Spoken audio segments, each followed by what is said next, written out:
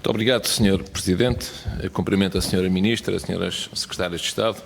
A Sra. Ministra falou aqui de uns temas e eu falarei também de outros. Suspendemos ontem a discussão e a votação na especialidade do Estatuto dos Magistrados Judiciais. A Sra. Ministra é membro deste Governo, é juíza do Supremo Tribunal de Justiça e já foi Procuradora da República. Nesta tripla qualidade, especialmente na de Ministra, está melhor do que ninguém capacitada para explicar ao país o golpe de asa que conduziu ao acordo secreto a que chegou com os juízes quanto às remunerações. Não é que algumas reivindicações da classe não sejam justas e compreensíveis. Não é nada disso que se trata. A função tem uma dignidade e uma importância que ninguém, com o juízo perfeito, pode pôr em causa. Do que se trata, Sra. Ministra, é que, para uns, quase nada, como aconteceu com os professores. Para outros, quase tudo. Para uns, há constrangimentos orçamentais. E para outros, o Governo parece ter um poço sem fundo. Para uns, o país vive em austeridade e para outros, Portugal parece um paraíso com recursos inesgotáveis. A Sra. Ministra sabe que no Orçamento 2016, 2017, 2018 e 2019 não acomodou nunca as pretensões remuneratórias dos magistrados.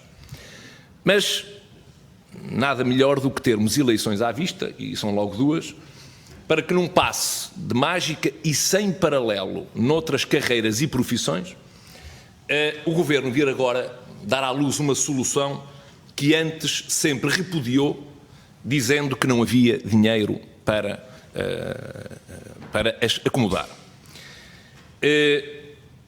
E o Governo vem agora com uma solução que tira da cartola já em cima das eleições.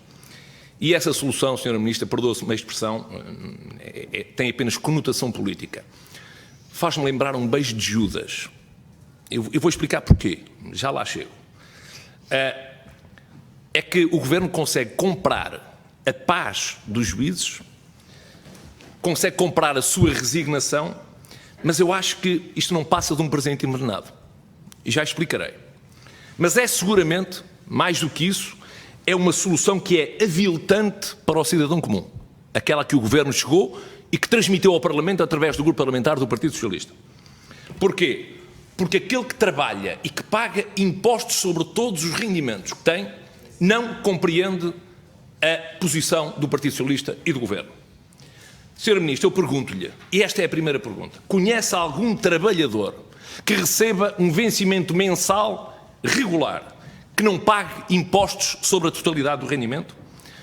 Se não conhecia, fica agora a conhecer, e logo pela sua mão, os magistrados. Se for aprovada a norma que o PS introduziu no Estatuto dos Magistrados Judiciais, é isso que vai acontecer.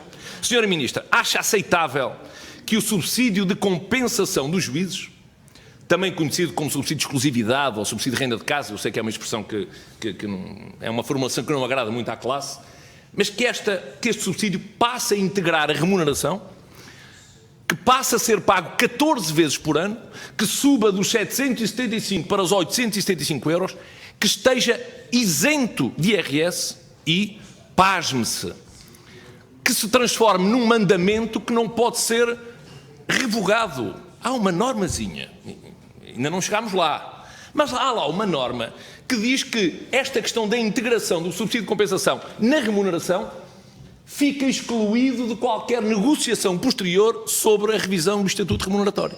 Nunca se viu uma coisa assim. E, portanto, Sra. Ministra, conhece algum português que tenha este tratamento de príncipe? Porquê é que eu digo que isto é um beijo de Judas?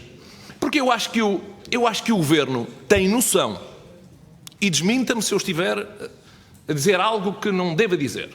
Eu acho que o Governo tem noção que a autoridade tributária... ouça porque também está nisto. O Governo tem ou não tem noção de que a autoridade tributária pode olhar para esta questão e interpretá-la de forma completamente diferente do Governo e tributar os juízes por esta remuneração? É que eu acho que o Governo tem esta noção. Só que depois, essa interpretação há de vir depois das eleições, já não há votos para discutir, o Governo dirá, bom, nós quisermos dar, mas a autoridade tributária, uma terceira entidade, quer tributar. Portanto, olha, senhores juízes, nós fizemos o nosso papel e houve uma entidade malvada, terceira, que não fez o papel que nós queríamos que fizesse. E, portanto, senhora Ministra, era bom que explicasse alguma coisa sobre isto. E já agora, em segundo lugar, há outra solução que o Governo, à última da hora, nos apresenta. É que vem propor, por intermédio do Grupo Parlamentar do Partido Socialista, que a partir de agora os magistrados passem a ganhar mais que o Primeiro-Ministro, eliminando um teto salarial que a lei prevê e falo logo sem qualquer limite. Eu sei que já há um partido com representação parlamentar que tem uma ideia um bocadinho diferente, mas sem qualquer limite. O que significa que os juízes, no limite, podem disparar o vencimento para valores muito superiores aos do Primeiro-Ministro. Nesta matéria, Sra. Ministra e Srs. Deputados, a posição do PSD é conhecidíssima. Nós entendemos que na administração pública o Presidente da República é aquele cujo vencimento deve ser o mais alto. A seguir deve ser o Presidente da Assembleia da República. E depois o Primeiro-Ministro, sendo certo que não deve haver ninguém na administração pública a receber mais que o Primeiro-Ministro. É esta a estrutura do Estado, é esta a hierarquia dos órgãos de soberania e é este o quadro constitucional da organização do país que está no artigo 113 da Constituição. Inverter este princípio é menorizar a função do Primeiro-Ministro, é dar um tiro na coerência e na estrutura remuneratória da administração pública e é essencialmente criar um regime específico e diferenciado para magistrados que não se aplica a outras carreiras também com exclusividade, nomeadamente professores universitários, militares, diplomatas. E, portanto, o que nós achamos, Sra. Ministra, é que o Governo tinha a obrigação de encontrar outra saída. Tinha essa obrigação. Só que isso exigia alguma coragem, ou aliás, muita coragem, para não se ter o receio de se adotarem posições que são menos populares. O que volto a perguntar-lhe, Sra. Ministra, é que, já que o Governo escolheu este caminho, tem agora de nos dizer aqui, sem subterfúgios e sem arcas empoeiradas, qual é o impacto financeiro da consagração desta exceção que fura o teto salarial do Primeiro-Ministro para os juízes e julgamos que também para os procuradores do Ministério Público. E porquê é que a Sra. Ministra andou 3 anos, quase 4, sem resolver esta questão? Porquê é que apresentou uma proposta de lei neste Parlamento sem que não contemplava qualquer questão relativamente, ou qualquer solução relativamente à questão remuneratória, e porque é que agora ensaia esta tentativa? Mudando de assunto, e para ser rápido, até aos 10 minutos, eu queria falar-lhe de prisões. Este seu mandato tem sido fértil em convulsões nas cadeias. Já mudou o diretor-geral dos serviços prisionais, já mudou a pitoresca diretora da cadeia de Passos Ferreira, mas continua tudo na mesma. Motins e distúrbios reincidentes no EPL de Lisboa, festas em Sintra e Passos Ferreira, uso indiscriminado de drogas e telemóveis ridicularizam o país. Não tenham dúvidas disso. Põem em causa a segurança nacional, mas o Governo não fica envergonhado com estas situações e continua a classificá-las como epifenómenos ou casos isolados. É assim.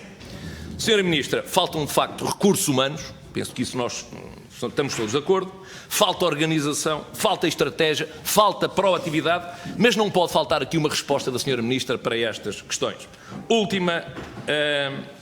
Último tema, a Sra. Ministra falou dele.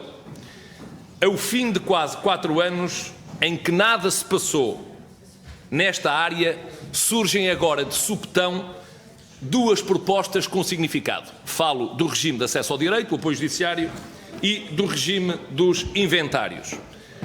Mesmo sem as conhecer concretamente, o PSD, por aquilo que leu no comunicado do Conselho de Ministros, está genericamente de acordo com estas propostas. Mas o que era evitável, Sra. Ministra, era mesmo evitável, é que a Sra. Ministra e o Governo que tenham andado durante 4 anos a navegar mais ou menos em águas paradas, venha agora transferir para o Parlamento o ónus de discutir e aprovar em 40 dias diplomas deste relevo, debaixo de pressão e sem tempo para desenvolver um trabalho profundo em temas com esta relevância. Aqui fica, pois, o nosso lamento, Sra. Ministra, por ter tratado com os pés, e isto é uma metáfora, aquilo que deveria e mereceria ser tratado com cabeça, tronco e membros. Muito obrigado.